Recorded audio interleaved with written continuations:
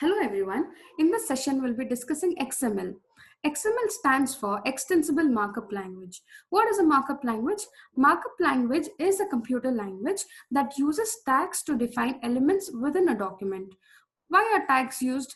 Tags are used to represent data in a structured and organized way.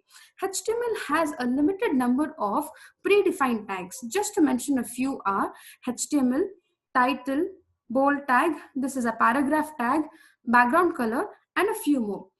Let's see the syntax of a tag. The syntax of a tag is the tag name will be surrounded by angle brackets. Here, this is a paragraph tag, P is the tag name, and is surrounded by angle brackets. Most tags appear in pairs, an opening tag and a closing tag. The closing tag will be same as its corresponding opening tag with a slash attached to the beginning.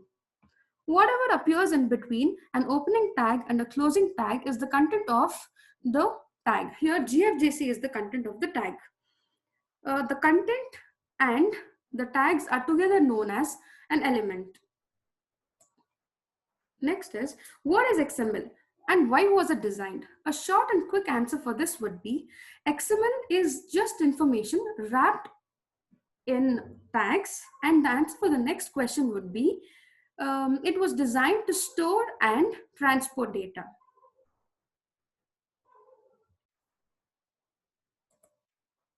XML and HTML goals. Just try to listen. XML and HTML were designed with different goals. XML was designed to carry data with focus on what data is. HTML was designed to display data with focus on how it loads. XML tags are not predefined like HTML tags are.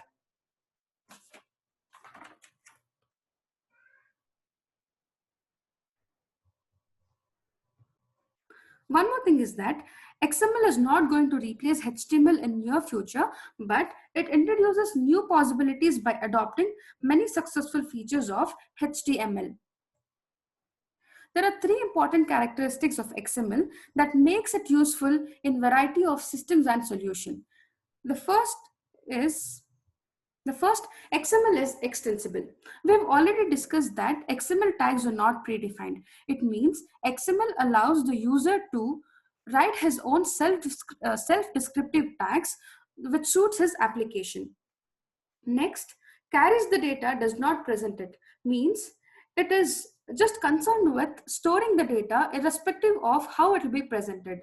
The next and the last feature to be discussed is that XML is a public standard. Just try to understand this. XML was developed by an organization called World Wide Web Consortium, commonly known as W3C, and is available as an open standard. Let's understand what a standard is.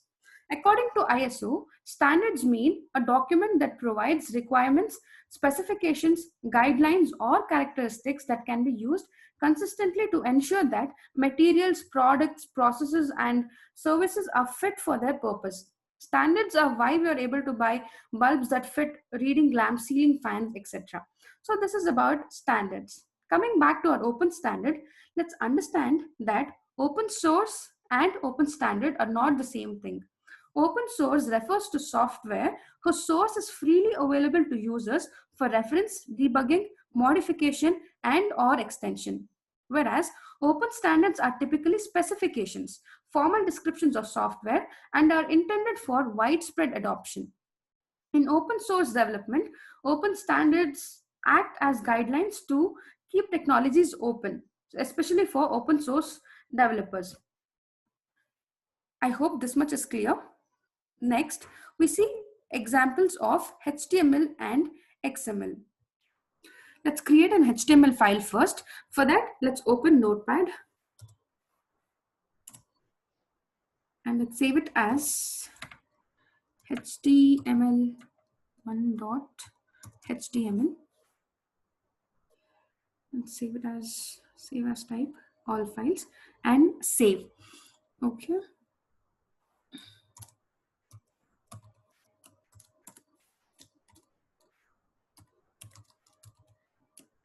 So this is going to be an HTML file. So next comes head.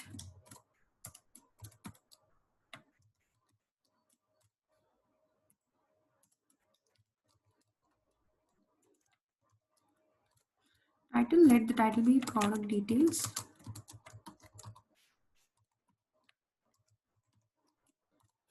After head comes the body tag.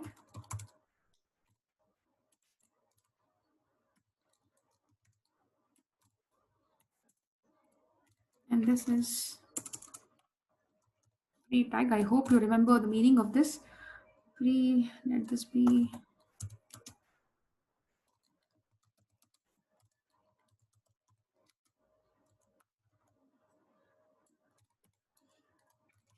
yeah, this much would be enough. Let's see how it looks on the browser.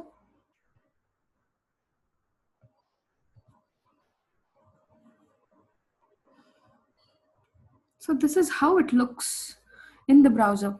Okay, let's try to give a heading to it. So heading H1.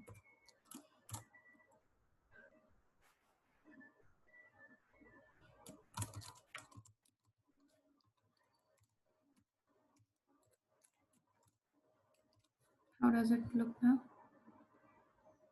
Okay. Let's add color to it.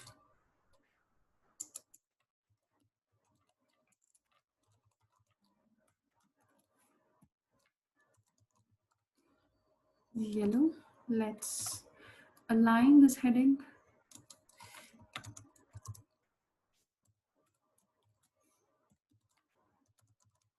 Okay. And yeah, the font is too small. Let's increase the font size. This is an inline CSS. Font size. What shall I give it? How much shall I give? Let's give it as 30. Okay, let's see how it looks now. Okay, so this is our HTML file. So HTML focuses on how to display the data. Okay, from this, yeah, we do get a little information, but focus is on how to display the data, right? And it uses if you can see, standard tags are used here.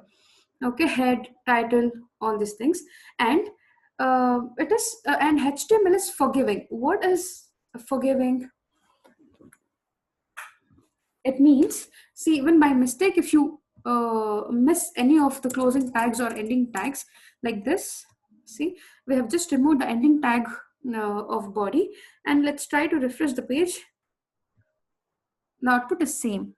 It means HTML is not very strict in sense of in terms of these tags.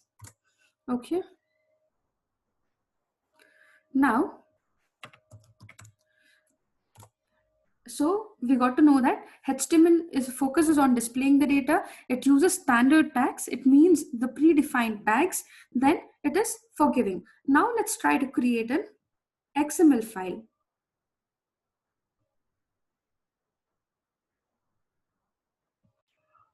We'll open Notepad again. And let's save the file as xml1.xml. What's this? xml1.xml and save as type all files. Save. Okay, let's start writing our XML file.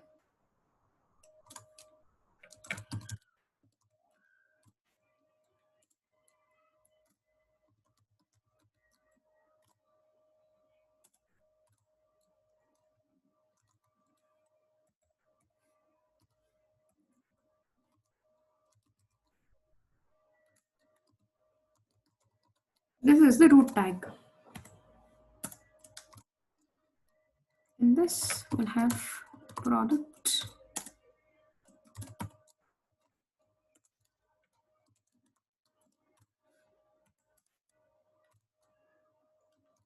Every product will have product ID. Let the product ID be 007.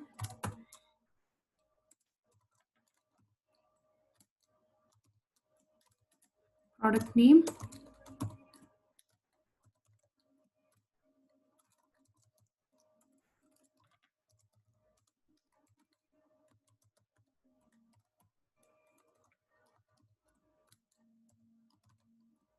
and the product price.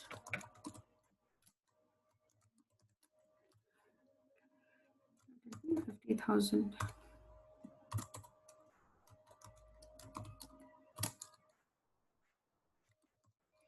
So this is our XML file. We'll save it and let's see how it looks in the browser. Yes, this is our XML file. So if you can see, the tags are self-describing. See, the tags are not predefined like it were in HTML. Uh, it says product details, product, right? Product ID, name, price. Then here the tags are, or it is case, XML is case sensitive. It means the opening and the closing tag should be in the same case. Next, HTML was forgiving, right? But here XML is not forgiving. It means it means if you remove any of the tags, say I'll just remove this closing tag, and if I check in the browser, it will not show the proper output. Yes, it is very strict in terms of tags, right? So